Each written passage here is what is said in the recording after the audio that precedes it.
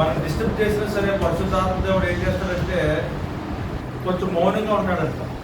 మనం అందుకే ఆరాధన చేస్తున్నప్పుడు కానీ సేవకుడు ప్రార్థన మొదలుపెట్టిన తర్వాత కానీ మనం ఆయన ఆటంకపరచకూడదు ఎప్పుడు కూడా. ఎందువల్లంటే పరిశుద్ధాత్మ దేవుని మనం ఆటంకపరిచినట్టేనంట. అందువల్ల ఏంటంటే ఏం చేయాలంటే మనం చాలా శ్రద్ధతో భయభక్తులతో సేవకుడు ఉండాలి, విశ్వాసి కూడా అలాగే ఉండాలి. దేవునికి స్తోత్రం కలుగునుగా.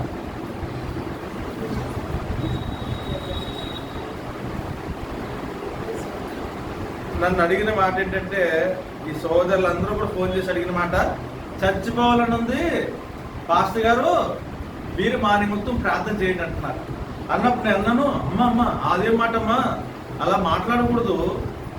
వీళ్ళందరూ కూడా ఎవరంటే అండి పెద్ద సంఘాలకు వెళ్తారు. వీళ్ళందరూ కూడా పెద్ద సంఘాలకు వెళ్ళి పాస్టర్ గారు అందుబాటులో ఉండరు. వీళ్ళకి పాస్టర్ గారు అందుబాటులో ఉండరు.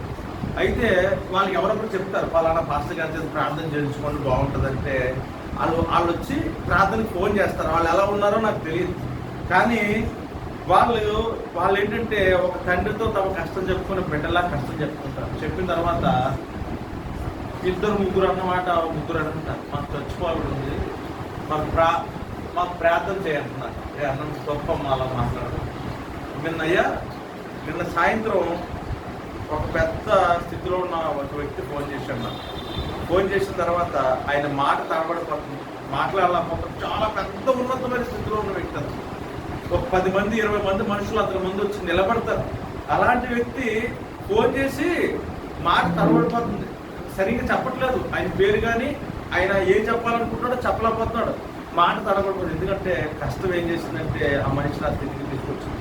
ధరానికి లోటు లేదు, పేరు ప్రఖ్యాతులకు లోటు లేదు, మనుషులకు లోటు లేదు, ఎక్కడా లోటు లేదు. కానీ ఆయన మాట నోటి నుంచి రాకపోతున్నప్పుడు నేను అన్నాను, అయ్యా కంగారు పడకండి, దేవుడు మీకు సహాయం చేస్తాడు, నాకు చెప్పండి అన్నప్పుడు ఆయన మాట్లాడిన తర్వాత దేవుడు నీ పక్షాన్ని ఉంటాడు నాన్న, ధైర్యం తెచ్చుకుంటే అడిగాడు నన్ను, ఏ సమయంలో మీకు ఫోన్ చేసి ఏ సమయంలోనే చెయ్యి, ఒకవేళ ప్రార్థనలో ఉంటే నేను నీ ఫోన్ ఎత్తలేను కానీ తర్వాత నీకు చేస్తానని ఆయనకి చెప్పారు. ఎందువల్లంటే ఈరోజు మానవుని యొక్క ప్రయాణం ఎలా ఉందంటే ఒకసారి పరిశీలించండి అమ్మా. ప్రతి వ్యక్తి కూడా కష్టంలో ఉంటున్నాడు.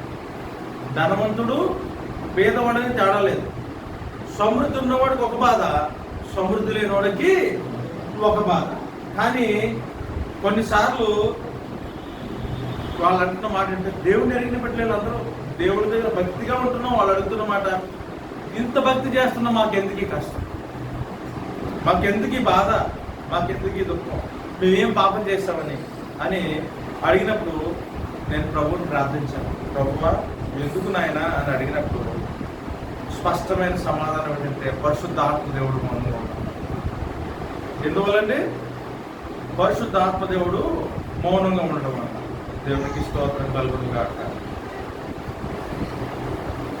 లోకాసు వార్త 24వ అధ్యాయం, లోకాసు వార్త 24వ అధ్యాయం 46వ వచనం నుండి 49వ వచనం వరకు నేను చదువుతాను. క్రీస్తు శ్రమపడి 3వ దినమున మృత్యులో నుండి లేచిన నీవు యెరూషలేము మొదలుకొని సమస్త జనముల్లోనూ ఆయన పేట మారు మనసును పాపక్షమాపణయు ప్రకటింపబడిననియు వ్రాయబడినది. ఈ సంగతులకు మీరే సాక్షులు.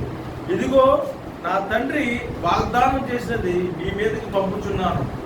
మీరు పై నుండి శక్తి పొందుకునే వరకు పట్టణంలో నిలిచి ఉండడని వారితో చెప్పాను. ఎవరు చెప్తున్నారు ఈ మాటలో? నజరేయుడైన యేసుక్రీస్తు ప్రభు తన శిష్యులతో అపొస్తలులతో చెప్తున్న మాట ఏంటంటే, నా తండ్రి వాగ్దానం చేసినది పై నుండి శక్తిని పొందుకునే వరకు మీరు ఇక్కడే నిలిచి ఉండండి, తొందరపడద్దు. ఎందుకు చెప్తాడంటే పరిశుద్ధాత్మ లేకుండా ఒక మనిషి భక్తి చేసినా సేవ చేసినా అది ఫలించదు. అది ఎలా ఉంటుందంటే అన్యుడు ఎలాగైతే తన ఆచారాన్ని పాటిస్తున్నాడో అలాగే ఉంటుంది పరిశుద్ధాత్మ దేవుడు లేకుండా చేస్తే. నిజం, ఈ బైబిల్ గ్రంథం అంతా క్షుణ్ణంగా చదివేసిన, ఇందులో వాక్యం అంతా కంఠస్థ వచ్చిన, ఏదన్నా అడిగితే రెఫరెన్స్ టకటగా చెప్పినప్పటికీ కూడా పరిశుద్ధాత్మ లేకపోతే ఈ వాక్యం క్రియారూపంలో పనిచేయదు. వాక్యం క్రియారూపంలో పనిచేయనప్పుడు స్వస్థత రాదు. యేసుక్రీస్తు నామములో ఆయన పొందిన దెబ్బల చేత నేను స్వస్థ పొందుకున్నానంటే స్వస్థ ఎందుకు రాదో తెలుసా? పరిశుద్ధాత్మ దేవుడు మౌనంగా ఉన్నాడు.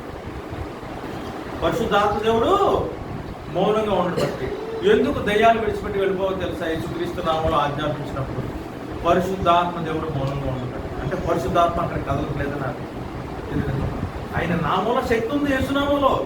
కానీ ఆ నామంలోని శక్తి పనిచేయాలంటే పరిశుద్ధాత్మ దేవుడు అవసరం ఉంది. ఒక కారులో మీరు ఉన్నారు, కూర్చున్నారు, మనం కూర్చున్నాం. ఆ కారు ముందుకు వెళ్ళాలంటే అందులో డీజిల్ అవసరం, పెట్రోల్ అవసరం కదా. అలాగే అది లేకపోతే కారు ముందుకు వెళ్తుందా? అలాగే ఆత్మీయ ప్రయాణంలో పరిశుద్ధాత్మ దేవుడు లేకపోతే ఆ ప్రయాణం ముందుకు సాగదు. దేవునికి స్తోత్రం కలుగును కాక. అందుకే ఆయన ఏం చెప్తున్నాడు? స్పష్టంగా చెప్తాడు, పైనుండి శక్తిని పొందుకునే వరకు మీరు ఈ పట్టణంలో నిలిచి ఉండండి అంటున్నాడు. కంగారు పడిపోయి వెళ్ళిపోద్ది అంటున్నాడు. ప్రభు ఈరోజు ఒక వ్యక్తి దేవుని తెలుసుకున్నాడు. ఆ వ్యక్తికి సువార్త చెప్పాలన్నా దేవుని పరిచయం చేయాలని ఇష్టంగా ఉంటుంది. కానీ ఆ వ్యక్తి వెంటనే తొందరపడుతుంది. ఏం చేయాలి? పైనుండి శక్తిని పొందుకునే వరకు వేచి ఉండాలి, దాని గురించి కనిపెట్టాలి, దాని గురించి ప్రార్థన చేయాలి. స్పష్టంగా చెప్తున్నాడు, పైనుండి శక్తిని పొందుకునే వరకు వేచి ఉండండి అని. అపోస్తుల కార్యములు 19వ అధ్యాయం 1 నుండి 6 వచనం వరకు నేను చదువుతాను. అపోస్తుల కార్యములు 19వ అధ్యాయం 1 నుండి 6 వచనం వరకు. అపోలో కొరింథీలో ఉన్నప్పుడు జరిగినది ఏమనగా, పౌలు పై ప్రదేశంలో సంచరించి ఎఫెసుకు వచ్చి కొందరు శిష్యులను చూచి, మీరు విశ్వసించినప్పుడు పరిశుద్ధాత్మను పొందితిరా అని వారిని అడగగా, ఎవడిగాడండి?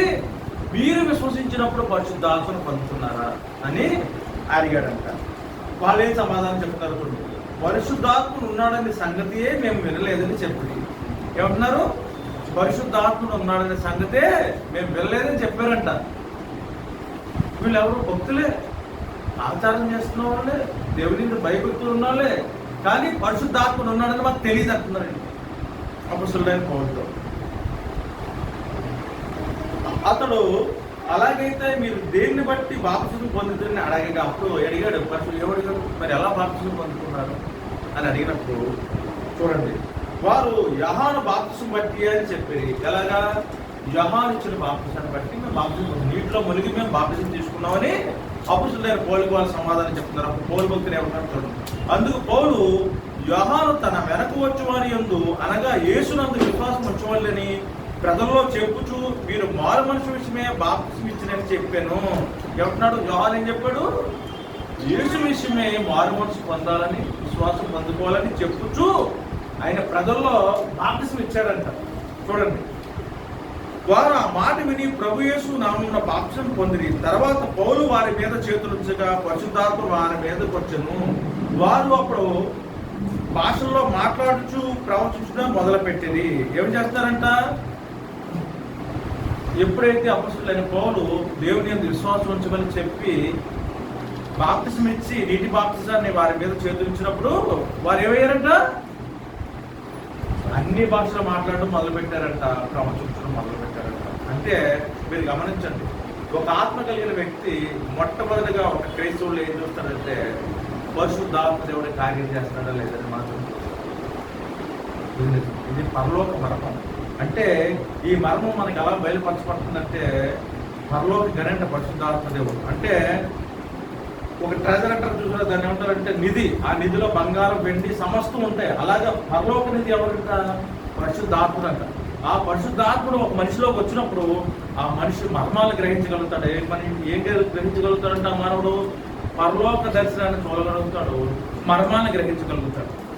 ఎందుకంటే పరిశుద్ధాత్మ లేకపోతే చప్పగా, అంటే ఒక చచ్చిన మనిషి లాంటి పరిస్థితుల్లో క్రైస్తవుడు జీవితం సాగుతుంది. నిజం.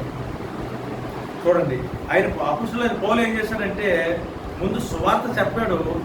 మీరు దేవుని నమ్మారు కనుక మీరు ఎలా బాప్తిసం తీసుకున్నారంటే నీటిలో ముంచారు. మా భాషతో ఎలాగా? నీటిలో ముంచి మమ్మల్ని తేల్చేసి తెల్లబట్టలేసి పంపించేశాడు. అందుకనే ఆయన ఏం చేశాడంటే, అయ్యా ఉండని వాళ్ళ తల మీద చేతి నుంచి ప్రార్థన చేసినప్పుడు వాళ్ళు అసలు కూడా పరిశుద్ధాత్మ. నేను మీకు ఎందుకు చెప్తానంటే, మన అందరి జీవితంలో కష్టము, బాధ, పరిశుద్ధాత్మదేవుడు మనిషి జీవితంలో ప్రవేశించినప్పుడు ఆ మనిషి జీవితంలో కష్టం కానీ, దుఃఖం కానీ, బాధ కానీ 100% నిలబడలేదు. ఇది నిజం. ఒకవేళ పరిశుద్ధాత్మ లేకుండా క్రైస్తవ జీవితం సాగుతుందా? పోరాటం ఖచ్చితంగా ఉంటుంది. దేవునికి స్తోత్రం కలుగుతుందా? అది ఎక్కడన్నా సరే, ఒక ఇంట్లో అలజడి రేగుతుంది అనుకోండి, సఖ్యత లేదా ఇంట్లో, క్రైస్తవులే కానీ గోల అన్యుడింటికంటే దారుణంగా ఉందా ఇల్లు. ఒక ఇంట్లో సమాధానం లేదు, ఒక ఇంట్లో సఖ్యత లేదు, ఒక ఇంట్లో సమృద్ధి లేదు. ఒక తల్లి చెప్తుంది, ఏది ముట్టుకున్నా మట్టే, మన భర్త ఏది ముట్టుకున్నా మట్టే. అనేక సంవత్సరాల నుంచి అన్ని పనులు చేస్తాడు, కానీ ముట్టుకున్నది మట్టే. 23 సంవత్సరాల నుంచి పెంతుకోస్తు సంఘానికి వెళ్ళి, పెంతుకోస్తు సంఘంలో బాగా అంటే ఎలా అంటే ముందుండి అందరి గురించి ప్రార్థనలు చేసి దేవుని ఆరాధనకు ముందెళ్ళిపోయి ముందు వరుసలో కూర్చున్న స్త్రీ చెప్తున్న మాట ఏంటంటే, ఎందువల్ల? యేసుక్రీస్తు వారి రక్త ప్రోక్షణ నాకు విడుదల ఇచ్చింది కదా, నా పాపాలు క్షమించబడ్డాయి కదా, నన్ను క్షమించాడు కదా, మరెందుకు నేను కష్టపడాలని నన్ను అడుగుతుంది. నేను అడిగాను, ఈ విషయం మీ పాస్టర్ గారిని అడిగారంటే ఆయన అందుబాటులో లేడు నాకు. ఆయన 100 మంది సంఘం కాబట్టి ఆయన మాట్లాడడానికి అవకాశం పోలే. దేవుడు నీకు అందుబాటులో ఉన్నాడు, దేవుడు నీతో మాట్లాడతాడు. అయితే పరిశుద్ధాత్మను పొందుకున్న ఎప్పుడు కూడా అన్ని భాషల్లోనే ప్రార్థన చేస్తాం. ఇక్కడ మనం గమనించవలసిన విషయం ఏంటంటే, పరలోక మరణం ఎందువల్లంటే, ఒక వ్యక్తి పరిశుద్ధాత్మను పొందుకున్నాడంటే ఎలా గుర్తించగలుగుతాం చెప్పండి? అన్ని భాషలు మాట్లాడితే పరిశుద్ధాత్మ ఒక చిహ్నంగా ఉంది, ఒక గుర్తుగా ఉంది. కానీ ఆ మనిషి పరిశుద్ధాత్మను పొందుకున్నాడంటే ఆ మనిషిలో సమృద్ధి, సంతోషము, సమాధానము, అద్భుత ఆశ్చర్య మహత్కార్యము చూపించిన ఆ మనిషిని నమ్మేస్తాడు. నిజమండి, పరిశుద్ధాత్మ స్వాదస్యం ఏముందంటే సమృద్ధి, సమాధానము, దీర్ఘశాంతము అన్ని కూడా, ఆత్మ ఫలాలన్నీ కూడా మనిషిలో కనబడతాయి. ఒకసారి చదవడం ఆత్మ ఫలాలు.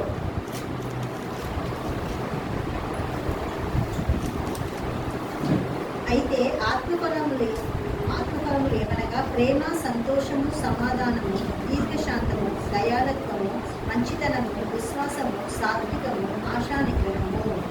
ఎక్కడండి రెఫరెన్స్ ఇవ్వండి? గలతీయులకు రాసిన పత్రిక 5వ అధ్యాయము 22వ వచనం. గలతీయులకు రాసిన పత్రిక 5వ అధ్యాయం 22వ వచనం. ప్రేమ, సమాధానం, సంతోషం. నిజంగా చాలా మంది క్రైస్తవుల జీవితంలో సంతోషం లేదండి. ఇది నిజం, సంతోషం లేదు. భక్తి పరులే కానీ సంతోషం లేదు. అయ్యా, ఇది నిజం చెప్తున్నాను. అనేక మంది జీవితాలను చూడడానికి నాకు అవకాశం కలిగింది ఈ సేవలో. ధనవంతులు, ధనము లేనివాడు అనుకుంటాడంటే ధనం ఉంటే సమృద్ధి, ఇల్లు లేనివాడు ఇల్లు ఉంటే నాకు అన్ని బాగుంటాయి, ఈ కష్టమే ఉండదు, సుఖం సంతోషం. కానీ 28 ఇల్లులు ఉన్నవాడు కూడా నాకు చచ్చిపోవాలని ఉంది, చచ్చిపోవాలని ప్రార్థన చేస్తున్నాడు. దానికి ఏంటి కారణం తెలుసా? క్రైస్తవులే కానీ సంతోషం లేదు, సమాధానం లేదు, దీర్ఘశాంతం లేదు. ఆత్మ ఫలాలు ఎక్కడ కూడా ఆ మనిషిలో పనిచేయట్లేదు. అంటే పరిశుద్ధాత్మ దేవుడు మౌనంగా ఉండడం వల్ల అన్ని భాషలు మాట్లాడుతున్నారు. పరిశుద్ధాత్మను పొందుకున్నారంటే మేము పొందుకున్నాం, అన్ని భాషలు మాట్లాడు అంటే పరిశుద్ధాత్మ దేవుడు మౌనంగా ఉన్నాడు. ఎందువల్లంటే మనం జీవిస్తున్న జీవితం బట్టి. అందువల్లే పరిశుద్ధాత్మను పొందుకోవడం చాలా ముఖ్యం. కానీ పొందుకున్న తర్వాత ఆయన మనలో నిలిచి ఉంచుకోవడానికి మనం అతి జాగ్రత్తగా జీవితాన్ని జీవించాం. ఎందువల్లంటే చంటి బిడ్డ స్వభావం కలిగిన వాడు పరిశుద్ధాత్మ. చాలా మంది సేవకులు ఏం చేస్తారంటే ముందు వరుసలో కొంచెం భక్తి పరుల్ని, కొంచెం బాగా ప్రార్థన చేసుకున్న వాళ్ళని పెట్టుకుంటారు. ఎందువల్లంటే వాళ్ళకి ఆటంకం కలగకుండా పరిశుద్ధాత్మ దేవుడు చంటి బిడ్డ స్వభావం కలిగిన వాడు. అందుకని ముందు వరుసలను పెట్టుకుంటారు, ఆటంకం లేకుండా. నవ్వులు, ఏకైకలు, పక్కపక్కలు, గొడవ లేకుండా ఏం చేస్తారంటే ముందు ఆడ పెట్టుకుంటారు. మనం దేనికి అనుకుంటాం, కానీ కారణం ఏంటంటే ఆత్మీయతకు ఎక్కడ కూడా చెదిరిపోకుండా ఆ సేవకుడు జాగ్రత్త పడతారు. నాకు తెలిసినంత వరకు అపుస్తుల కార్యములు 9వ అధ్యాయం 17 మరియు 18 వచనం వరకు చూడండి. నేను చదువు. అపుస్తుల కార్యములు 9వ అధ్యాయం 17 మరియు 18 వచనం వరకు. అననీయ వెళ్ళి ఆ ఇంట ప్రవేశించి అతని మీద చేతులుంచి, సౌలా సహోదరుడా, నువ్వు దృష్టి పొంది పరిశుద్ధాత్మతో నింపబడినట్లు నన్ను పంపి ఉన్నాడని చెప్పాను. అప్పుడు అతని కన్నుల నుండి పొర వంటిది రాలగా దృష్టి కలిగి లేచి బాప్తిసం పొందాను.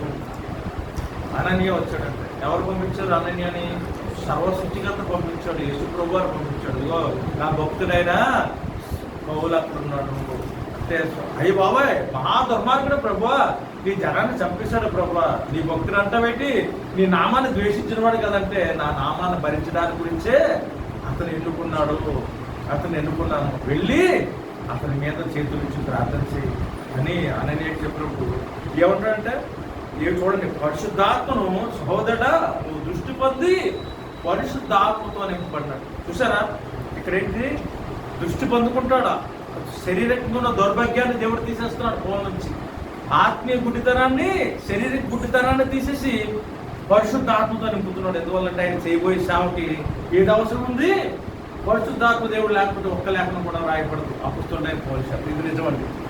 క్రీస్తు ప్రభు అందుకే ఏం చేశాడంటే పరిశుద్ధాత్మతో నింపి అపుస్తుడైన పౌలుని పంపించాడు. ఎందువల్లంటే ఇది సర్వోన్నతుల దేవుడు తన ఇష్ట ప్రకారం తన చిత్త ప్రకారం చేస్తున్న కార్యం. మనందరం కూడా మనం ఏం చేయాలంటే అతి జాగ్రత్తగా పరిశుద్ధాత్మయాలను అతి జాగ్రత్తగా మన పైన సాగించాలి. నిజమే, మన భక్తి పరులమే, రోజంతా బైబిల్ చదువుతున్నాం, రోజంతా ప్రార్థన చేస్తున్నాం, రోజంతా దేవుడిని స్తుతిస్తున్నాం, కానీ కార్యం చూడట్లేదంటే కారణం ఏంటో తెలుసా, పరిశుద్ధాత్మ దేవుడు మౌనంగా ఉన్నాడు కదా.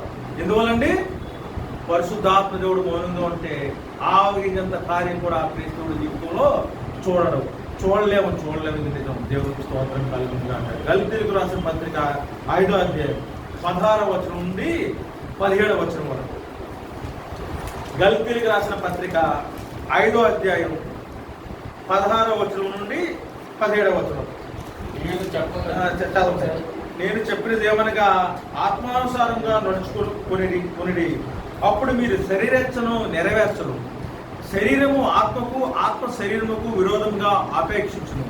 ఇది మొదలుకొని ఇది ఒకదాన్ని ఒక్కొక్కటి వ్యతిరేకంగా ఉన్నది కనుక మీరు ఏమి నిశ్చయించునో వాటిని చేయకూడదు. ఏమంటున్నాడు, ఆత్మానుసారంగా నడుచుకోనండి. ఏమంటున్నాడు, అప్పుడు మీరు శరీరేచ్ఛను నెరవేర్చరంటారు. ఏ ఆత్మానుసారంగా, పరిశుద్ధ ఆత్మానుసారంగా నడుచుకుంటే మన శరీరం చెప్పింది మనం పరిశుద్ధ ఆత్మదేవుడు. అందుకే జీవోడము ఉన్న దగ్గర ప్రభు పనిచేయడు. మొట్టమొదటిగా పరిశుద్ధ ఆత్మదేవుడు గర్విష్ఠుల దగ్గర పనిచేయడు. గర్విష్ఠుల దగ్గర పరిశుద్ధ ఆత్మదేవుడు పనిచేయడు. ఎంత భక్తిపోటైనా, ఎంత తన శరీరాన్ని కాల్చేసుకున్నా దేవుని నిమిత్తము, తనకున్న ఆస్తి అంతా పంచిపెట్టేసినా, తనకున్న సమస్తాన్ని దారిపోసి దేవా నీ పరిచర్లను నేను ముందుకెళ్తాను సరే, గర్విష్ఠు దగ్గర పరిశుద్ధ ఆత్మదేవుడు పనిచేయడు. తను తగ్గించుకున్న వాడి దగ్గర మాత్రం పరిశుద్ధ ఆత్మదేవుడి కార్యం ఆగుపరచబడుతుంది. ఇది నిజమండి. ఎందుకంటే క్రీస్తుని మనం వెంబడిస్తున్నప్పుడు మనం సిలువ వేయబడాలండి. క్రీస్తుతో పాటు సిలువ వేయబడినప్పుడు మాత్రమే పరిశుద్ధాత్మ కార్యం మనలో జరుగుతుంది. మీకున్నది ఆ బలహీనత మిమ్మల్ని విడిచిపెట్టి వెళ్ళిపోతుంది. ఒక్క నిమిషం ఒప్పండి. దేవుడికి స్తోత్రం కలుగుతుంది కాదు. అప్పుడు ఆత్మానుసారంగా మనం నడుచుకుంటే ఏమవుతుందంట, శరీరానికి ఆత్మకి విరోధంగా ఒకదాని కూడా పనిచేస్తుంది. అందుకే చూడండి, నువ్వు కోపం పడద్దు అని పరిశుద్ధ ఆత్మ చెప్తున్నాడు. ఆవిడెవడో ఏదంటాడు, రోడ్డు పోయినాడు, లేదు నువ్వు కోపం పడకపోతే శాంతికరం అనుకుంటాడు, నేను ఎందుకు పనికిమాలను అనుకుంటాడు అని ఒక నిమిషం అయితే ఆగలుగుతాం. కానీ తర్వాత ఏం జరుగుతుంది, వెళ్ళి మాట్లాడేస్తాం. అప్పుడేమవుతుంది, దేవుని ఆత్మ మౌనమైపోద్ది, మన శరీరం పనిచేయడం మొదలు పెడుతుంది. అప్పుడేం జరుగుతుంది, ఆత్మకార్యం జరుగుతుంది, శరీరమే పనిచేయడం మొదలు పెడుతుంది, శరీరమే పనిచేస్తుంది. అందుకే ఉంటాడంటే మీరు ఆత్మానుసారంగా నడుచుకుంటే మీరు శరీరంతో చేయాలనుకున్నది చెయ్యకుండా ఉంటారని పరిశుద్ధ ఆత్మదేవుడు చెప్తున్నాడు. దేవునికి స్తోత్రం కలుగును గాక. అయ్యా, ఈరోజు మంచి యవనస్తుడు దేవుని యందు బైబిల్ కలిగిన బిడ్డ ఒక బిడ్డ ఉన్నాడు అనుకోండి. ఆ బిడ్డ బాగా ఆరాధన చేస్తున్నాడు, బాగా స్థుతిస్తున్నాడు, బాగా పాట పాడుతున్నాడు. కానీ తన చూపు మీద తనను నియంత్రణ కోల్పోయాడు అనుకోండి, ఏమవుతుంది, శరీరంతో పనిచేసినప్పుడు అప్పుడు ఏమవుతుందంటే ఈ ఆరాధన, ఈ ప్రార్థన, ఈ సమర్పణ వ్యర్థమైపోయి ఈ శరీరం పనిచేయడం మొదలు పెడుతుంది. అందువల్ల ఏమంటాడంటే ఆత్మానుసారంగా పనిచేయడం. ఆత్మానుసారంగా మీరు అంటే అయ్యా, ఆత్మను మేము ఎలా పొందుకోవాలంటే మన పాపాలను దేవుడి దగ్గర ప్రభువా నీ ఆత్మతో మమ్మల్ని నింపు ప్రభువా అని నిజంగా మనం మనస్ఫూర్తిగా ప్రార్థన చేసినప్పుడు దేవుడు తన ఆత్మతో మళ్ళీ నింపుతాడు. అయితే మనం సృష్టిలో ఎవరినైనా మోసం చేయొచ్చు, కానీ దేవుణ్ణి మోసం చేయలేము. ఎందుకంటే మన హృదయ రహస్యాలు ఎరిగిన వాడు. మన హృదయంలో పాపము, ద్వేషము, కుళ్ళు, కుట్ర, పగ ఇవన్నీ ఉండి పరిశుద్ధాత్మను నేను పొందుకుంటానంటే, నేను అన్ని భాషల్లో మాట్లాడతాను కదంటే ఆ మనిషి దగ్గర పరిశుద్ధాత్మ కార్యం జరగదు. ఒకవేళ జరిగినా సరే అవతోడి మీద జాలిపడి చేస్తాను తప్ప ఈ వ్యక్తి మీద జాలిపడి అక్కడ కార్యం జరగట్లేదు. నేను ప్రార్థన చేసినప్పుడు ఆ తొలి పగిలిపోయింది, పరిశుద్ధాత్మ దేవుడు చేశాడు. ఆ రోగం తగ్గిపోయింది, పరిశుద్ధాత్మ దేవుడు చేశాడు. ఆ దయ్యం వెళ్ళిపోయింది, పరిశుద్ధాత్మ. ఎందుకు జరుగుతుందో తెలుసా? ఈ లోకంలో మనిషి దగ్గర, ప్రస్తుత మనిషి దగ్గర అక్కడ కూర్చున్న మనిషి మీద జాలిపడి పరిశుద్ధాత్మ దేవుడు చేసిన కార్యం నేను చెప్తాను. అందువల్ల సేవకుడు కానీ విశ్వాసి కానీ అత్యంత భయభక్తులతో దేవుని ఆత్మను పొందుకుని ప్రయాణం సాగిపోతే దేవుడు చల్లగా ఉంటాడు, కార్యం ఏది జరగదు. అందుకే ఉంటాడు, మీరు వెచ్చగా కానీ చెప్పండి ఒకసారి. అంటే వేడిగానే ఉండాలంట, చల్లగానే ఉండాలి, మధ్య మధ్యలో ఉండకూడదంట. పరిశుద్ధాత్మ దేవుడు చెప్తున్నాడు. ఆత్మతో కలిగిన మనం లోకంతో పాటు మనం ప్రయాణం చేస్తే పరిశుద్ధాత్మ కార్యం జరగదు. వీళ్ళందరూ ఎందుకు చచ్చిపోతారంటున్నారో తెలుసా? పరిశుద్ధాత్మలు మౌనంగా ఉండడం వల్ల. నన్ను అడిగింది ఏంటంటే, మేము ప్రార్థన చేస్తున్నాం, మేము పరిశుద్ధాత్మ భాషలో మాట్లాడతాం, ఒకరి గురించి మేము గంటల ప్రార్థన చేసుకుంటాం. ప్రేయర్ టీం ఉంటుంది, ఒకరి గురించి అలా ప్రార్థన చేస్తారు రాత్రి అంతా. కానీ అందరూ ఏదో సమస్యల్లోంచి, దుఃఖంలోంచి, బాధ, అందరికీ చచ్చిపోవాలని కోరిక. ఇక్కడ ఏం జరుగుతుందండి? పరిశుద్ధాత్మ దేవుడు పని చేస్తున్నా పని చేయట్లేదు. నాకు చెప్పండి గట్టిగా. పని చేయట్లేదు. ఎందువల్లంటే దేవుని ఆత్మ ఉన్న దగ్గర సంతోషము, సమాధానము, దీర్ఘశాంతము, సమృద్ధి ఖచ్చితంగా ఉంటాయి. ఇవి లేకపోతే పరిశుద్ధాత్మ దేవుడు పని చేయలేదని అర్థం. చూడండి, గలతీయులకు రాసిన పత్రిక 5వ అధ్యాయం 16 నుండి చదివేశారు. కొలసీలకు రాసిన పత్రిక 2వ అధ్యాయం 1 నుండి 4 వచనాల వరకు, 183వ పేజీ. కొలసీలకు రాసిన పత్రిక 2వ అధ్యాయం 1 నుంచి 4 వచనాల వరకు. మీ కొరకును లవోదోకియ వారి కొరకును శరీరీతిగా నా ముఖం చూడని వారందరి కొరకు నేను ఎంతగా పోరాడుచున్నానో మీరు తెలుసుకొని కోరుచున్నాను. వారు ప్రేమయందు అతకబడి సంపూర్ణ గ్రహింపు యొక్క సకలైశ్వర్యములు కలిగిన వారై దేవుని మర్మము అయి ఉన్న క్రీస్తును స్పష్టంగా తెలుసుకుని వారే తమ హృదయముల్లో ఆదరణ పొందవలని వారందరి కొరకు పోరాడుచున్నాను. ఎందుకు పోరాడుతున్నాడంటే అపొస్తలుడైన పౌలు దేవుని మర్మమైన క్రీస్తుని ఎరిగి ఉండడం గురించి. దేవుని మర్మం అంటే ఎవరు? పరిశుద్ధాత్మ దేవుడు. మర్మాన్ని బయలుపరిచేది ఎవరంట? పరిశుద్ధాత్మ దేవుడే. పరిశుద్ధాత్మ దేవుడు ఉన్నప్పుడు మాత్రమే మర్మం బయలుపరచబడుతుంది, లేకపోతే మర్మం తెలియదు. నాకు ఎక్కడ రాయబడింది? నేను చెప్తుంది ఎక్కడ రాయబడింది? మర్మం నీకు తెలియట్లేదంటే పరిశుద్ధాత్మ దేవుడు నీ దగ్గర మౌనంగా ఉండడం అర్థం. పరలోక మర్మం అమ్మ. అందుకే ప్రభు అంటే ఇప్పుడు నేను అన్నీ చెప్తే మీరు తట్టుకోలేదు. రానున్నవాడు మీకు బోధిస్తాడు, అదే సర్వశక్తులకు మిమ్మల్ని నడిపిస్తాడు. ఎందుకన్నాడంటే పరలోకమైన పరిశుద్ధాత్మ దేవుడు మనలోకి వచ్చినప్పుడు ఖచ్చితంగా మర్మం బోధించబడుతుంది. ఈ మర్మాన్ని సామాన్య క్రైస్తవుడు తట్టుకోడు, ఒప్పుకోడు. ఇది దాన్ని అబద్ధం అంటాడు, దాన్ని మోసం అంటాడు, దాన్ని పిచ్చితనం అంటాడు, దాన్ని వెర్రితనం అంటాడు. కానీ అది పరిశుద్ధాత్మ దేవుని చేత బోధించబడుతున్న మర్మం కనుక ఖచ్చితంగా అక్కడ సాక్ష్యం చూపించబడుతుంది.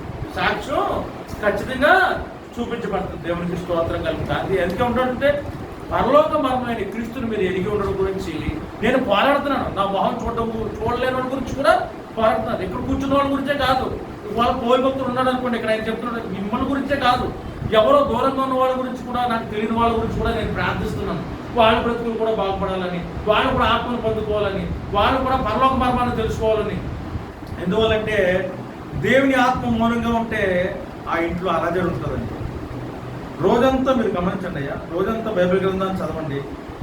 ఆ మనిషి ఆత్మలో, హృదయంలో ఆవగించేంత మార్పు కూడా ఎక్కడ కూడా ఆ మనిషి కనబడదు. ఎందువల్లంటే పరిశుద్ధాత్మ దేవుడు మౌనంగా ఉన్నాడు. మీరు అయ్యా అయితే 10 రోజులు ఉపవాసం చేసిన పరిశుద్ధాత్మ పొందుకుంటారు. అందుకో దయగలిగిన ప్రభు కాబట్టి పరిశుద్ధాత్మ అనుగ్రహిస్తాడు. అయితే ఆయన పొందుకున్న తర్వాత మన జీవితం ఎలా వెళ్ళాలంటే, పెద్దవాడిగా ఉన్న పౌలు, పెద్దవాడిగా ఉన్నవాడు ఎలా మారిపోయాడంట? చిన్నవాడిగా మారిపోయాడంట. తను తగ్గించుకోకపోతే పరిశుద్ధాత్మ దేవుడు పరిచయుడు జీవన నమ్మగలిగిన వాడి దగ్గర పరిశుద్ధాత్మ పనిచేయడు. శరీర ఆకాశలు కలిగిన వాడి దగ్గర పరిశుద్ధాత్మ దేవుడు పనిచేయడు.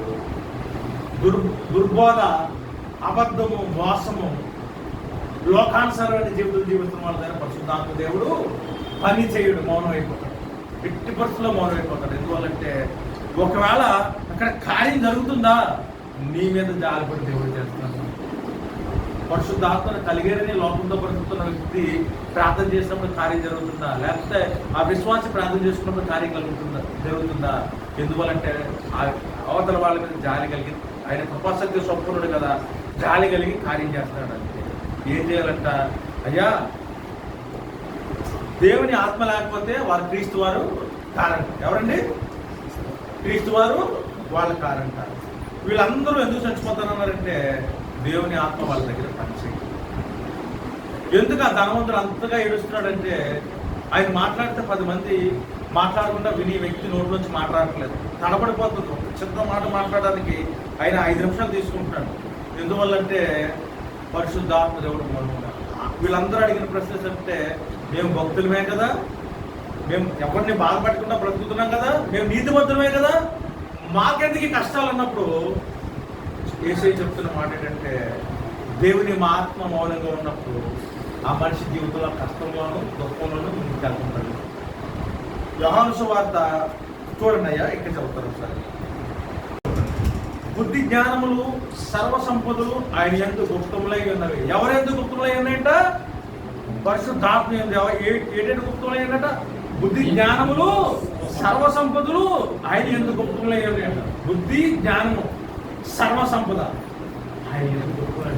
పరిశుద్ధాత్మ దేవుడు మళ్ళా వచ్చినప్పుడు మన ఆత్మీయ జీవితం కానీ, మన యొక్క ఆర్థిక పరిస్థితులు కానీ, మన కుటుంబ వాతావరణం కానీ, అది ఎలాంటి బండ అయినా సరే బద్దలైపోవలసిందే. బద్దలకుండా మౌనంగా ఉన్నదా పరిశుద్ధాత్మ దేవుడు అక్కడ క్రియ జరగట్లేదని నువ్వు అన్ని భాషలు మాట్లాడతాం. ఒకసారి పరిశీలించుకోవాలి ఒకసారి. ఎందువల్లంటే మనుషు కుమారుడికి వ్యతిరేకంగా మాట్లాడితే పాప క్షమాపణ ఉంది, కానీ పరిశుద్ధాత్మకు వ్యతిరేకంగా మాట్లాడితే పాప క్షమాపణ లేదండి. మనం అతి జాగ్రత్తగా పరిశుద్ధాత్మతో మన ప్రయాణం సాగించాలి. మనం అడగాలి, క్రీస్తు యేసు ప్రభువా, కలవరి సిలువ యాగంలో నువ్వు మా నిమిత్తం సమర్పించిన నీ బలియాగాన్ని బట్టి నువ్వు అనుగ్రహించిన నీ ఆత్మను మాత్రమే మాలో పనిచేయండి. లోకానికి సంబంధించిన ఈ ఆత్మ కూడా మాలో పని చేయకూడదని మనం ప్రార్థన చేయాలి. ఎందువలంటే కొంతమంది అన్ని భాషలు మాట్లాడుతున్నారు. వెలుగుదూత వ్యాఖ్య నేర్చుకున్న వ్యక్తులు, వెలుగుదూత ప్రవేశించిన వాళ్ళు కూడా అన్ని భాషలు మాట్లాడుతున్నారు. వాళ్ళు కూడా ప్రవచనం చెప్తున్నారు, వాళ్ళు కూడా దర్శనాలు చెప్తున్నారు. అందువల్ల మనం అతి జాగ్రత్తగా ప్రయాణం సాగాలి. మనం ఏమడగాలంటే, ప్రభువా, కలవరి సిలువ బలియాగంలో నీ బలియాగాన్ని బట్టి నువ్వు మాకు అనుగ్రహించిన పరిశుద్ధాత్మను మాకు అనుగ్రహించు ప్రభువా అని ప్రార్థన చేసుకుని మనం జాగ్రత్తగా ముందుకెళ్ళాలి. నేను ఒకసారి మిమ్మల్ని మీరు పరిశీలించుకోండి అని చెప్పాను. వాళ్ళకి ఏం చెప్పాను? మీ దగ్గర దేవుని ఆత్మే పనిచేస్తుంటే ఈ మాట ఉంటుంది. మీ దగ్గర నీ శరీరాన్ని నువ్వు అపవిత్రపరచుకోవు, నీ హృదయాన్ని నువ్వు అపవిత్రపరచుకోవు, నీ తలంపులు నువ్వు అపవిత్రపరచుకోవు, నీ చూపు నువ్వు అపవిత్రపరచుకోవు, నీ ఆలోచన నువ్వు అపవిత్రపరచుకోవు. నేను అపవిత్రపరచుకుంటున్నానని చెప్తూ కూడా దేవుని ఆత్మ పనిచేస్తుందంటే అది కాదు కాదు కాదు. అక్కడ పరిశుద్ధాత్మ పనిచేయట్లేదు, లోకానికి సంబంధించిన ఒక ఆత్మ పనిచేస్తుంది. ఎవరు పనిచేస్తున్నారు? లోకానికి సంబంధించిన ఒక ఆత్మ అక్కడ పనిచేస్తుంది. దేవునికి స్తోత్రం కలుగునుగా. యోహాను సువార్త 1వ అధ్యాయం 33 నుండి 34 వచనం వరకు. యోహాను సువార్త 1వ అధ్యాయం 33వ వచనం నుండి 34 వచనం వరకు. నన్ను పంపినవాడు నీవెవరి మీద ఆత్మ దిగవచ్చు నిలుచుడు చూస్తూ ఆయన పరిశుద్ధాత్మలో బాప్తిసం ఇచ్చేవాడని నాతో చెప్పిన. ఎవరు చెప్తున్నారు? బాప్తిసం ఇచ్చి యోహాను చెప్తున్న సాక్ష్యం ఏంటంటే, నన్ను ఎవరైతే పంపారో సృష్టికర్త ఏమంటున్నాడు? నీవెవరి మీద ఆత్మ దిగవచ్చును చూస్తావో ఆయనే పరిశుద్ధాత్మలో బాప్తిసం ఇచ్చేవాడు. బాప్తిసం యోహాను దేని ద్వారా మనకి ఇవ్వడానికి పంపించబడ్డాడు? నీటి బాప్తిసం ఇవ్వడానికి పంపించబడ్డాడు, నీటిలో. కానీ ఆయన తర్వాత వచ్చేవాడంటే అగ్నితోనూ పరిశుద్ధాత్మతోనూ బాప్తిసం ఇవ్వడానికి వచ్చినట్టు. ఈ అగ్నితోనూ పరిశుద్ధాత్మతోనూ బాప్తిసం ఇవ్వడానికి వచ్చిన ఆయన ఎవరండి? ఆయన నజరేయుడు యేసు. అందువల్ల ఏంటంటే యేసు క్రీస్తు మనం అయ్యా ఒక పాస్టర్ గారి దగ్గరికి వెళ్ళి, అయ్యా నేను బాప్తిసం తీసుకుంటానంటే ఆ పాస్టర్ గారి ఆత్మీయస్థితి ఎలాగున్నా, వచ్చిన ఆత్మీయస్థితి ఎలాగున్నా సరే బాప్తిసం అనేది మానవ సైతం మన బాప్తిసం జరిగిపోతుంది. నీళ్ళుంటే పాస్ గారు ఉంటే ఒక వ్యక్తి ఉంటే అక్కడ బాప్తిజం జరిగిపోతుంది. కానీ పరిశుద్ధాత్మతో బాప్తిజం పొందుకోవాలంటే ఎవరు ఉండాలి? యేసయ్య ఉండాలి. ఎవరివ్వగానే అధికారం కలిగి ఉన్నాడంట? క్రీస్తు యేసు మాత్రమే అధికారం ఇవ్వడానికి అధికారం కలిగి ఉన్నాడంట, దాన్ని అనుగ్రహించడానికి అగ్నితోనూ పరిశుద్ధాత్మతోనూ. మనము పరిశుద్ధాత్మను పొందుకుంటే దాన్ని గుర్తేటంటే మనలో ఒక అద్భుతం వస్తుంది. మనం అగ్ని బాప్తిజాన్ని పొందుకున్నామంటే దాన్ని గుర్తేటంటే మన ద్వారా అద్భుతం జరుగుతుంది. మన ద్వారా అద్భుతం జరుగుతుంది. రెండు గుర్తులు. అయితే ఇప్పుడు ఇక్కడ ఉన్న వాళ్ళందరం కూడా బాప్తిజం తీసుకున్నాం కనుక మనం దేని నిమిత్తం ప్రార్థన చేయాలంటే పరిశుద్ధాత్మ నిమిత్తము, అగ్ని బాప్తిజం నిమిత్తము కూడా అగ్ని చేత అభిషేకిస్తాడంట ప్రభువారు. దాని నిమిత్తము మనం ప్రార్థన చేసుకోవాలి. దేవునికి స్తోత్రం కలుగును గాక. ఇది ఎంతో అవసరం. ఒక క్రైస్తవుడి జీవితంలో ఆదివారం చర్చికి వెళ్ళడం ఎంత అవసరం? నీ సంపాదనలో నీకు దేవుడు అనుగ్రహించిన దాంట్లో దేవునికి సమర్పించడం ఎంత అవసరమో, బైబిల్ గ్రంథాన్ని చదవడం ఎంత అవసరమో, అన్నిటికంటే ఒక విధంగా చూస్తే పరిశుద్ధాత్మను పొందుకుని పరిశుద్ధాత్మని కలిగి ముందుకెళ్ళడం అన్నింటికంటే ముఖ్యం. నిజమే. ఎందుకంటే మనం పడిపోతే లేపుతాడే, మనం ఎక్కడైనా కూలబడిపోతే లేపుతాడు పరిశుద్ధాత్మ. నిజమండి అమ్మ. పరిశుద్ధాత్మ దేవుడి కనికరం లేకపోతే ఒక సేవకుడు తన పరిచయం చేయలేదు, వెంటనే పడిపోతాడు. దేవుడికి స్తోత్రం కలుగును గాక. Police spirit in the mighty name of God Jesus, in the mighty name of God Jesus, in the mighty name of God Jesus. 2 కొరింథీయులు 3వ అధ్యాయం, 2 కొరింథీయులు 3వ అధ్యాయం 17వ వచనం నేను చదువుతాను. 2 కొరింథీయులు 3వ అధ్యాయం 17వ వచనం. ప్రభువే ఆత్మ, ప్రభు యొక్క ఆత్మ ఎక్కడ ఉండునో అక్కడ స్వతంత్రం ఉండును. చూడండి అమ్మ, ప్రభువే ఆత్మ అంట. ప్రభు ఆత్మ ఎక్కడ ఉంటుందో అక్కడ స్వతంత్రం ఉంటుంది. మన పితరులు మన పూర్వీకులు స్వతంత్రం గురించి పోరాడారు. ఎందువల్లంటే బానిసత్వంలో ఉండడం వల్ల, బ్రిటిష్ వాళ్ళు వచ్చి వెట్టి చాకరీ చేయించుకోవడం వల్ల, తర్వాత సరైన ఆహారం లేకుండా వాళ్ళ ఇష్టం వచ్చినట్టు బానిసత్వం అంటే ఎలా ఉంటుందంటే ఒక వ్యక్తికి మనం లోబడిపోయి బ్రతకడం. కూర్చోవాలన్నప్పుడు కూర్చోలేం, నుంచోవాలన్నప్పుడు నుంచోలేం, తినాలని తినలేం, తాగాలని తాగలేం, నిద్రపోలేం. ఏ పని కూడా తన శరీరం మీద కానీ, తన ఆలోచనల మీద కానీ, తన మాట మీద కానీ, తన చూపు మీద కానీ, ఆఖరికి శ్వాస తీసుకోవడంలో కూడా అవతల వ్యక్తికి లోబడే ఈ వ్యక్తి పని చేయాలి. అయితే మనకైతే మనం స్వతంత్రాన్ని తెచ్చుకున్నాం, కనబడుతున్న స్వతంత్రాన్ని తెచ్చుకున్నాం. కానీ క్రైస్తవ జీవితంలో చాలా మంది జీవితంలో ఇక్కడ స్వతంత్రాన్ని పొందుకోలేదు. స్వతంత్రాన్ని పొందుకోకపోవడం వల్ల ఏమవుతుందంటే నిత్యము బాధ, దుఃఖము, వేదన. ఇంకొక వ్యక్తికి లోబడి మనం బ్రతుకుతాం. ఆ వ్యక్తి ఏం చేస్తాడో తెలుసా?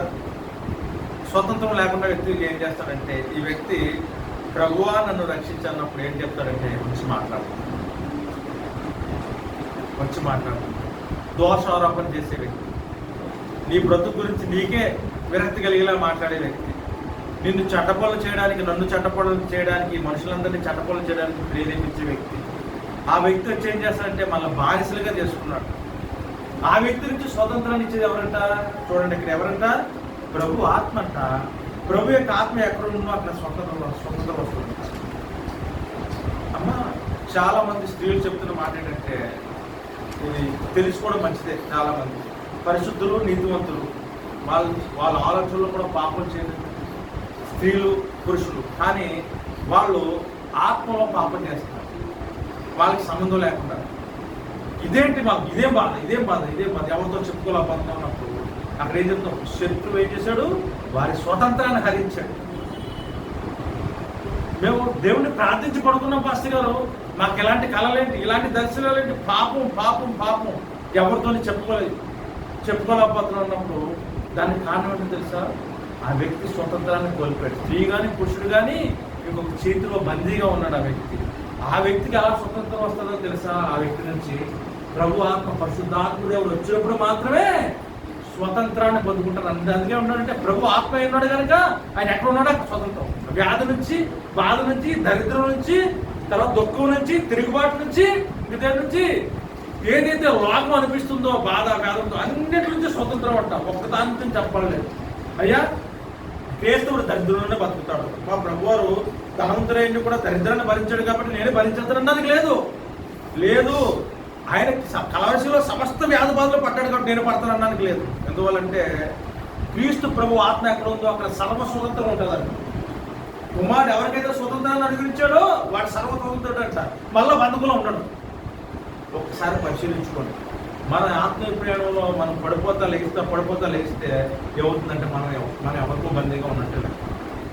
ఎంత ప్రార్థన చేసినా, ఎంత ఉపవాసం చేసినా, ఎంత కానుకలిచ్చినా, ఎంత సమర్పించుకున్నా, ఎంత వేదన కలిగినా, ఎంత ఏడ్చినప్పటికీ కూడా దొల్లి ఏడ్చినా సరే కార్యం జరగదు. ఎందువల్లంటే ఒక చేతిలో బందీగా నీకు విడుదల ఎవరివ్వగలుగుతారంటే పరిశుద్ధాత్మ దేవుడు మాత్రమే ఇవ్వగలుగుతాడు. దేవునికి స్తోత్రం కలుగును గాక. యోహాను సువార్త 8వ అధ్యాయం నేను ముగిస్తాను. 8వ అధ్యాయం 31వ వచనం నుండి 33వ వచనం వరకు. యోహాను సువార్త 8వ అధ్యాయం 31వ వచనం నుండి 33వ వచనం వరకు. కాబట్టి యేసు తను నమ్మిన యూదులతో, మీరు నా వాక్యమందు నిలిచున్న వారైతే నిజముగా నాకు శిష్యులై ఉండి సత్యమును గ్రహించెదరు. అప్పుడు సత్యము మిమ్మల్ని స్వతంత్రులుగా చెయ్యను. నా వాక్యం విని నా వాక్యంలో నిలబడితే సత్యం ఏం చేస్తుందంట? సత్యమును గ్రహిస్తారంట. అప్పుడు సత్యం మిమ్మల్ని సర్వస్వతంత్రులుగా చేస్తుందంట. ముందే ఉంటున్నాడు క్రీస్తు ఆత్మ. ఆయన ఆత్మ ఎక్కడ ఉందో అక్కడ సర్వస్వతంత్రం అంటున్నాడు. ప్రభు ఉంటున్నాడు, నా వాక్యం విని నా వాక్యంలో నిలిచి ఉంటే ఏమంటున్నాడండి? అప్పుడు సత్యం మిమ్మల్ని సర్వస్వతంత్రులుగా చేస్తుందంట. దేవుణ్ణి ఆరాధించే వాళ్ళు ఎలా ఆరాధిస్తారంట? ఆత్మతోనూ సత్యంతోనూ దేవుణ్ణి ఆరాధించే వాళ్ళు ఆరాధిస్తారంట. దేవునికి స్తోత్రం కలుగును గాక. ఆత్మతోనూ సత్యంతోనూ ఆరాధిస్తారంట. అయితే మనం ఏం చేయాలంటే మన యొక్క ఆత్మీయ ప్రయాణంలో మనం అతి జాగ్రత్తగా మన ప్రయాణాన్ని చేయవలసి ఉంది. దేవునికి స్తోత్రం కలుగును గాక. దేవునికి స్తోత్రం కలుగును గాక. దేవునికి స్తోత్రం కలుగును గాక. దేవునికి స్తోత్రం కలుగును గాక. చూడండి, మళ్ళా చెప్తారు. కుమారుడు మిమ్మల్ని స్వతంత్రులుగా చేసిన మీరు నిజంగా స్వతంత్రులైందరు. యేసు ప్రభువారు మీకు వ్యాధి తగ్గించాలనుకుంటే వ్యాధి మీ దగ్గరికి రాదు. దరిద్రాన్ని తీసేయాలనుకుంటే దరిద్రం రాదు. కుటుంబంలో ఆదరణ తీసేయాలంటే అలజడి రాదు. బాధ తీసేయాలంటే బాధ రాదు. వేదన తీసేయాలంటే వేదన రాదు. ఈరోజు ప్రతి క్రైస్తవుడు ఎందులో ఉన్నాడంటే బంధించబడి ఉన్నాడు. ఆ బంధకంలోనే ఆత్మీయ ప్రయాణం సాగుతుంది. ఎలా సాగుతుందండి? పరిశుద్ధాత్మ ఫలంలో ఏమున్నాయి? సంతోషము. ఫస్ట్ చెప్పింది సంతోషం. సంతోషంతో ఉన్నారంటే ఎవరన్నా అంటే మనం చూస్తే డబ్బులు ఉండొచ్చు, మంచి ఉద్యోగం ఉండొచ్చు, మంచి హోదా ఉండొచ్చు, కానీ సంతోషంగా లేకుండా ప్రయాణం కొంతమంది జీవితాల్లో మాత్రమే. కొన్నిసార్లు అనిపిస్తుంది అన్నిటి సంతోషంగా ఉన్నాడు కదా. ఈ క్రైస్తవుల కంటే చాలా మంది నన్ను అడిగిన మాట ఏంటంటే, మాకే ఎందుకు కష్టం? దేవుడిని నమ్ముకున్న వాళ్ళు బాగా బతుకుతున్నారు కదా. దేవుడిని నమ్ముకున్నామని అప్పుడు మనం ఒక బొమ్మను ఎలాగైతే పూజించామో ఇప్పుడు కూడా ఒక్కో బొమ్మను పూజిస్తున్నాం అనుకుంటున్నాం తప్ప ఆత్మానుసారంగా దేవుని వాక్యానికి లోబడి జీవించుకుంటా మన ప్రయాణం సాగుతున్నప్పుడు దానికి దీనికి ఏం తేడా లేదు. అక్కడ కష్టమే, ఇక్కడ కష్టమే, అక్కడ బాధ, ఇక్కడ బాధ, అక్కడ వేదన, ఇక్కడ వేదన. ఎప్పుడైతే దేవుని ఆత్మ నీలో పనిచేయడం ప్రారంభించిందో ఖచ్చితంగా సంతోషము, సమాధానం, దేవుని ఆత్మ ఫలాలు కనబడతాయి మనిషిలో. కనబట్లేదా మనం దాన్ని గుర్తు ప్రార్థించాం. తప్పేం కాదు, తప్పు కాదు. అపుస్తులు పౌలే పడిపోయాడు, పేతురు గారు పడిపోయారు. పేతురు గారి దగ్గరికి వేసి వెళ్ళాడా, విడిచిపెట్టాడా? వెళ్ళాడు కదా. సోలు గారి దగ్గరికి వెళ్ళి పౌలుగా మార్చాడు కదా యేసయ్య. ఆయన అవ్వని విడిచిపెట్టారు. ఇప్పటికన్నా మనం మారు మనసు పొందుతారు. ప్రభావం నేను చేస్తున్న తప్పు, మమ్మల్ని క్షమించండి. ఈ లోకంతో పాటు ప్రయాణం చేస్తూ లోకస్తులు ఆలోచించినట్టు ఆలోచించి, లోకస్తులు జీవించినట్టు జీవించి నీతో మా ప్రయాణం ఎలా సాగుతుంది ప్రభావ? అందుకే వేదన, బాధ, భయం, రోగం నాయన తండ్రి ప్రభావ నీ నుంచి మా గుడిలో మనం ప్రార్థన చేసినప్పుడు పరిశుద్ధాత్ముడు వస్తాడు, సర్వ స్వతంత్రాన్ని మీకు అనుగ్రహిస్తాడు. దేవునికి స్తోత్రం కలుగును గాక. యేషయా 61వ అధ్యాయం వాటి నుండి 1వ వచనం నుండి 3వ వచనం వరకు నేను చెప్తాను. ప్రభువు యెహోవా ఆత్మ నా యొద్దకు వచ్చి ఉన్నది, దీనులకు సువర్తమానం ప్రకటించుటకు యెహోవా నన్ను అభిషేకించును. ఎవరికంటండి యెహోవా ఆత్మ ఎందుకు వచ్చింది? ఎందుకు అభిషేకించాడంట? దీనులకు సువర్తమానం ప్రకటించుటకు ఆయన నన్ను అభిషేకించును. నలిగిన హృదయం గల వారిని దృఢపరచుకును, చెరలో ఉన్న వారికి విడుదలను, బంధించబడిన వారికి విముక్తిని ప్రకటించుకును, యెహోవా హితవత్సరములు మన దేవుని ప్రతిదండన దినము ప్రకటించుటకు, సియోనులో దుఃఖించిన వారికి ఉల్లాస వస్త్రం ధరింపజేయుటకును, బూడిదకు ప్రతిగా పూదండము, దుఃఖమునకు ప్రతిగా ఆనంద తైలమును, భారపడుతున్న ప్రతిగా శుద్ధి వస్త్రమును వారికించుటకు ఆయన నన్ను పంపుతున్నాడు. ఒకసారి మళ్ళా చెప్తారు. ప్రభు ఆత్మ నా మీద ఉన్నది, ఇతరులకు సువార్త ప్రకటించుటకై. ఎందుకంట పరిశుద్ధాత్మ వచ్చినప్పుడు ఆ వ్యక్తి ఏం చేస్తాడంట? పేదలకు సువార్త ప్రకటిస్తాడు. రెండో చెప్పమ్మా.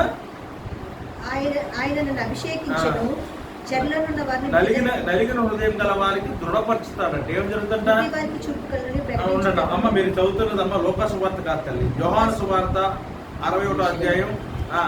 ఏషియా 61వ అధ్యాయం 1వ వచనం నుండి 3వ వచనం వరకు. ఏషియా. ప్రభువు యెహోవా ఆత్మ నా మీదకి వచ్చి ఉన్నది, దీనులకు సువార్తమానము ప్రకటించుటకు యెహోవా నిన్ను అభిషేకించేది, కలిగిన హృదయం గల వారిని దృఢపరచుటకును, తెరవనున్న వారిని విడుదల. ఒకసారి నలిగిన హృదయం గల వారిని దృఢపరచడానికి కూర్చోండి. నలిగిన వారిని హృదయం గల వారిని దృఢపరచడానికి అంట. ఏమవుతుందంట? పరిశుద్ధాత్మ దేవుడు మన దగ్గరికి వచ్చినప్పుడు మన హృదయంలో ఉన్న వేదన, దుఃఖం, బాధ అన్ని కూడా మనం విడిచిపెట్టి వెళ్ళిపోతాయి. చెప్తున్నాడు ప్రభు, చెప్తున్న మాట, చెరలో ఉన్న వారికి విడుదల, ఎందులో అయితే బంధించబడి ఉన్నావో దాని నుంచి విడుదల. ఆర్థిక సమస్యల, దుఃఖమా, బాధ, వేదన, కుటుంబంలో గొడవ, గందరగోళమా, లేకపోతే లోపల ఉన్న సమస్యలన్నీ ఆ వ్యక్తి దగ్గర ఉన్నాయా అంటే చెరలో ఉన్నట్టు. ఆ చెరలో చెమరు విడుదల చేస్తాడంట. యెహోవా ఆత్మ దేవుని అభిషేకం పొందుతున్నప్పుడు చెర నుంచి విడుదలవుతుందంట. బంధించబడ్డ వారికి విముక్తిని బంధించబడ్డ వారికి ఏమవుతుందంట? విముక్తి కలుగుతుందంట.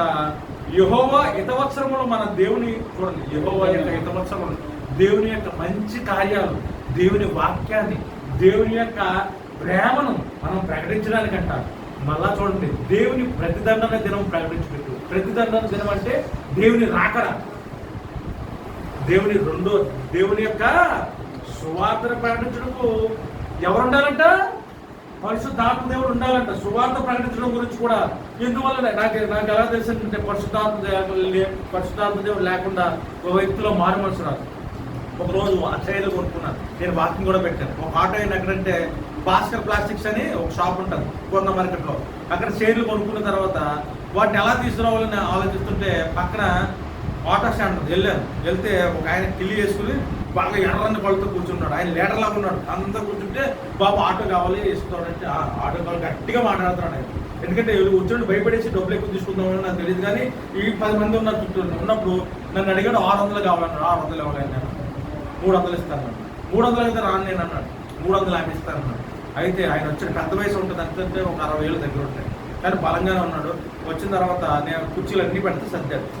ముందు తొట్టాడే కదా, చిన్న అటువంటి తొట్టది, 2 మనుషులు కూర్చోడానికి అవ్వదు. ఆయన బలంగా ఉన్నాడు, నేను కూడా ఎంత కొద్ది లావు బాగానే ఉన్నాను కాబట్టి ఇద్దరికి సరిపోవట్లేదు. ఇద్దరు తోసుకుని కూర్చున్నాం. కూర్చున్న తర్వాత ఆయన దగ్గర నుంచి మంచి సువాసన పడుతుంది. కారకిల్లి బాగా నవ్వాడు. నాకేంటంటే కైనివాసన వచ్చేస్తుంది, నేను తట్టుకోలేకపోతున్నాను. అయితే నేను ఒక పని చేయాలి, అతను సువాసన ప్రకటించాను. యేసుప్రభు నాకు తెలుసంటే అనగానే ఏమన్నాడంటే, యేసుప్రభు గురించి చెప్పడం కూడా పెట్టుకున్నాను. మా చుట్టాలు చాలా మంది కొట్టానంటున్నాడు, కానీ నేను ఆపకూడదు, ఎందుకంటే నా పని నాది. ఏమైతే నేను చెప్తాను సువార్త అని. అందరి గురించి చెప్పాడు. ఆ కొడుకు గురించి ఎక్కడ బెంగళూరులో పని చేస్తాడంట, ఎక్కడ అన్నీ చెప్పాడు. దసరా పండుగకి చాలా గొప్ప ఉత్సవం చేస్తాడంట, ₹1,00,000 పెట్టి. ఆయన డబ్బు ₹1,00,000 ఇస్తాడంట కొన్న మార్కెట్లో ఉత్సవం చేయడానికి. చెప్పిన తర్వాత కుర్చీలు దించేసాం. అయితే నేను దేవుడు ఇలా సాఫ్ట్వేర్ ఇంజనీర్ నాన్న అన్ని మానేసి చేసుకుంటానంటే, అప్పటి వరకు నన్ను గుడేద్దామని చూసినాడు. కొంచెం మంచి నా మీద దృష్టి మారి అలాగంటే అని మాట మార్చిన తర్వాత అన్ని దించిన తర్వాత ఇక్కడ ఆయన కూడా నాకు సాయం చేశాడు. వచ్చిన తర్వాత ఎప్పుడైనా చర్చికి వెళ్ళాము, ఎప్పుడు వచ్చి వెళ్ళలేదన్నాడు. ఇంత దూరం వచ్చి కదా లోపల రావచ్చు కదంటే నేను ఎప్పుడు వెళ్ళన్నాడు. అయితే ప్రార్థన చేస్తాను తెలుసుకుంటే అతను ఏమనుకున్నాడంటే, కోలేట అడుగుతున్నాడు కదా, ఒకసారి ప్రార్థన చేసుకుందాం చేయమన్నప్పుడు యేసుక్రీస్తు నామంలో ప్రార్థన చేస్తున్నాము. పరిశుద్ధ ఆత్మదేవుడు పనిచేయడం మొదలుపెట్టి అతని శరీరం ఏంటంటే ఊపడం మొదలుపెట్టి అప్పటి వరకు పుల్లా ధైర్యంగా ఉన్నవాడు ధైర్యం వేసేస్తాడు. కళ్ళు తెరిచేస్తాడు. యేసుప్రభుని కళ్ళు తెరిచి చూసేస్తాడు. కళ్ళు మూసుకుంటున్నాడు, కళ్ళు లేదు అంటాడు. కళ్ళు మూసుకుంటే పోయట్లేదు, ఇలా తీసుకుంటున్నాడు, ఇంకా పెద్ద తెరుతున్నాడు. కళ్ళు మూసుకుంటే కళ్ళు తెరుతున్నాడు. లేదు నన్ను ఎన్నన్ను తెరంటే భయపడిపోయింది. అసలు ఏం చేశాడంటే, ఇక్కడ ఒక అద్భుతం జరిగింది. అప్పుడు దాకా దేవుని గురించి చెప్పిన ప్రతి వాడిని కొట్టానన్నవాడు నాకు వెంటనే నేను తడుకోకుండా నేను పట్టుకొని ఉన్నాను. ఎందుకంటే మానవ మాత్రం కాబట్టి ఆ పని చేయకూడదు. కాళ్ళకి నమస్కరించాడు సేవకుడికి. నమస్కరించి వద్దుతున్నాను నాన్న అలా చెప్పి నేను నీకు పెట్టట్లేదు, నువ్వు నమ్ముతున్న దేవుడికి నమస్కరించాలని వెళ్ళిపోయాడంటే చూసారండి, అంటే దేవుని శక్తి అక్కడ కనబడింది. ఎవరి వల్ల కనబడింది? నేను దెబ్బలు తిన్నా, నేను రోజంతా సువార్త చెప్పినా సరే అక్కడ కార్యం జరగదు. దేవుని ఆత్మ లేకపోతే అక్కడ సువార్త అతని హృదయంలో దేవుడు ప్రవేశించాడు. అందుకే ఉన్నాడు, దేవుని ప్రతిదండన ప్రకటించుటకు, సీయోనులో దుఃఖించే వారికి ఉల్లాస వస్త్రం ధరింపజేయుటకు, బాధలో ఉన్నవారికి, వేదలో ఉన్నవారికి, దుఃఖంలో ఉన్నవారికి ఉల్లాస వస్త్రం అంటే సంతోషాన్ని ఇస్తాడంటే పరిశుద్ధాత్ముడు. ఈరోజు నువ్వు దుఃఖంలో ఉన్నావా, బాధలో ఉన్నావా, వేదలో ఉన్నావా, నీకు అర్థం అవ్వట్లేదా? బీరువాళ్ళ నిండా డబ్బులు ఉన్నాయి, బీరువాళ్ళ నిండా బంగారం ఉంది, బీరువాళ్ళ నిండా వస్త్రాలు ఉన్నాయి, కానీ దుఃఖంతోనే తాగుతుందా బ్రతుకు. అయితే నీ అవసరం ఏంటో తెలుసా? పరిశుద్ధాత్మ దేవుడు. ఆయన ఏంటంట, దుఃఖించు వారికి ఉల్లాస వస్త్రం ధరింపజేస్తాడంట. బూడిద ప్రతిగా పూదండను, దుఃఖము ప్రతిగా ఆనంద తైలమును, భారభరితమైన ఆత్మ ప్రతిగా శుద్ధి వస్త్రము వారిపించుటకు ఆయన నన్ను పంపి ఉన్నాడు. భారభరితమైన ఆత్మకు ప్రతిగా శుద్ధి వస్త్రాన్ని ఇస్తాడంట పరిశుద్ధాత్మ దేవుడు. ఈరోజు దేవాతి దేవుడైన అతడు నేను చెప్తున్నాడు, మనం అందరం కూడా దేవుణ్ణి ప్రార్థించాలి. ప్రభువా మమ్మల్ని క్షమించు, మమ్మల్ని క్షమించు, మమ్మల్ని క్షమించు నాయన. ఎందువల్లంటే మేము పరిశుద్ధాత్మను దుఃఖపరిచాం ప్రభువా. నాయన ఈ ఆత్మను దుఃఖపరచాం అయ్యా, మా సొంత ఆలోచనలతో నీ ఆత్మను దుఃఖపరచాం అయ్యా. ప్రభువా నాయన మమ్మల్ని క్షమించు ప్రభువా. మా బిడ్డలను ఎక్కువగా ప్రేమించామయ్యా నాయన. నేను ప్రేమించలేదు ప్రభువా, మా బిడ్డలు ఎక్కువగా ప్రేమించాము నాయన. మా డబ్బును ఎక్కువగా ప్రేమించామయ్యా నాయన. తండ్రి నాయన లోకాన్ని ఎక్కువగా ప్రేమించాం ప్రభువా. మమ్మల్ని క్షమించు నాయన, మమ్మల్ని క్షమించు ప్రభువా. అయ్యా మమ్మల్ని క్షమించు ప్రభువా. నీ ఆత్మతో మమ్మల్ని నింపు ప్రభువా నాయన అని ప్రార్థన చేసినప్పుడు పరిశుద్ధాత్మ దేవుడు కనికరం కలిగిన ప్రభు మనలోకి వచ్చినప్పుడు నీ దుఃఖదనాలన్నీ సమాప్తం అవుతాయి. నీ వేదన, బాధ, దుఃఖం అంతా కూడా సమాప్తం అవుతుంది. నీకు అర్థం అవ్వట్లేదు, ఎలా బ్రతకాలో అర్థం అవ్వట్లేదు. ఇంత భక్తి చేస్తున్నానే, ఇంత బ్రతుకుతున్నానే, ఉదయం నుంచి సాయంత్రం వరకు ప్రభు దగ్గర ఉంటున్నానే, లోకంతో సాగుతున్న నీ ప్రయాణంలో పరిశుద్ధ ఆత్మదేవుడు దుఃఖపడి మౌనంగా ఉన్నాడు. నీ శరీరాన్ని ఈ లోకంలో ఏ శక్తి తాకలేదు. పరిశుద్ధ ఆత్మదేవుడు నీ దగ్గర ఉంటే నీ ఆర్థిక పరిస్థితులు కానీ, వేదన కానీ, దుఃఖం కానీ నీ దగ్గర నిలబడవు. ప్రభువా నీకు స్తోత్రం ఉంటుంది. అందరూ మీ పాపాలను ఒప్పుకొని క్షమించమని అడిగి పరిశుద్ధాత్మను ప్రార్థించారు. ప్రభువా పరిశుద్ధాత్మ తండ్రి, ప్రభువా నాయన అయ్యా తండ్రి మమ్మల్ని క్షమించండి. ఇక్కడ ఉన్న ప్రతి బిడ్డను క్షమించండి ప్రభువా తండ్రి. ఆత్మీయంగా చర్చని స్థితిలో ఉన్నారేమో నాయన, ఉన్నామేమో తండ్రి నాయన తండ్రి. అయ్యా దిక్కుతోచిన స్థితిలో ఉన్నామేమో అయ్యా తండ్రి. ఎవరు ఆదుకుంటారో తెలియని స్థితిలో ఉన్నాము. ధనం ఉండొచ్చు, భోగభాగ్యాలు ఉండొచ్చు, పేరు ప్రఖ్యాతులు ఉండొచ్చు, కానీ ప్రభా ఆనందం లేదు, సంతోషం లేదు. ప్రభా క్షమించండి అయ్యా, మిమ్మల్ని దుఃఖపరిచావు నాయన. అయ్యా లోకం ఎంతో ప్రేమించావు తండ్రి నాయన. క్షమించండి పరిశుద్ధాత్మ. ఇంకెప్పుడు ఆ తప్పు చేయదు తండ్రి నాయన. క్షమించు పరిశుద్ధాత్మ తండ్రి. అయ్యా క్షమించు నాయన తండ్రి. మా బిడ్డలు నీకంటే ఎక్కువగా ప్రేమించు తండ్రి. మా ఆస్తుపాస్తులు నీకంటే ఎక్కువగా ప్రేమించు తండ్రి. గౌరవ ప్రతిష్టలు ఎక్కువగా ప్రేమించు తండ్రి. మమ్మల్ని మేము ప్రేమించుకో నాయన. ప్రభా తండ్రి క్షమించండి నాయన. అయ్యా ఇక్కడ ఉన్న బిడ్డలందరినీ ఆదరించి పరిశుద్ధాత్మ తండ్రి. అయ్యా నాయన ఇక్కడ నువ్వు కదలకపోతే నాయన తండ్రి ప్రభా. అయ్యా తండ్రి ప్రభా నాయన నిర్జీవమైన తండ్రి ప్రభా ప్రార్థన నాయన. పరిశుద్ధాత్మ నువ్వు లేకపోతే నిర్జీవమైన ప్రార్థన ప్రభా. పరిశుద్ధాత్మ నిర్జీవమైన మాటలు ప్రభా నాయన. ఎవ్వరి బ్రతుకులోని మార్పు కలగదు నాయన. పరిశుద్ధాత్మ తండ్రి ప్రభా నాయన సంచరించు దేవా తండ్రి. ప్రభా తండ్రి బిడ్డలని ఆత్మతో అభిషేకించు తండ్రి. కడుగట్టిన ఆత్మలు నాయన, గర్వంతో నిండిపోయిన ఆత్మలు నాయన తండ్రి తొలగించు ప్రభువా నాయన. ప్రభా తండ్రి ప్రభా నీకు వ్యతిరేకమైన ప్రతి దాన్ని తొలగించు నాయన ప్రభువా.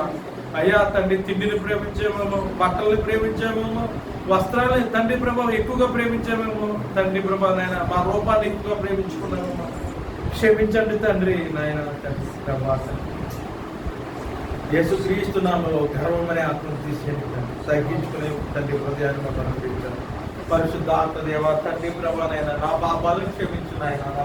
నా పితృల పాపం నుంచి, తల్లిదండ్రుల పాపం నుంచి మాకు విడుదల మేము చేసిన పాపం నుంచి ప్రభువా తండ్రి. అనేక మంది బిడ్డలు నాయన బంధకులు ఉన్నారు నాయన. బిడ్డలు దర్శించి ఆ బిడ్డల శరీరంలో ఉన్న బలహీనతలు నువ్వు మాత్రమే తొలగించగలవు నాయన.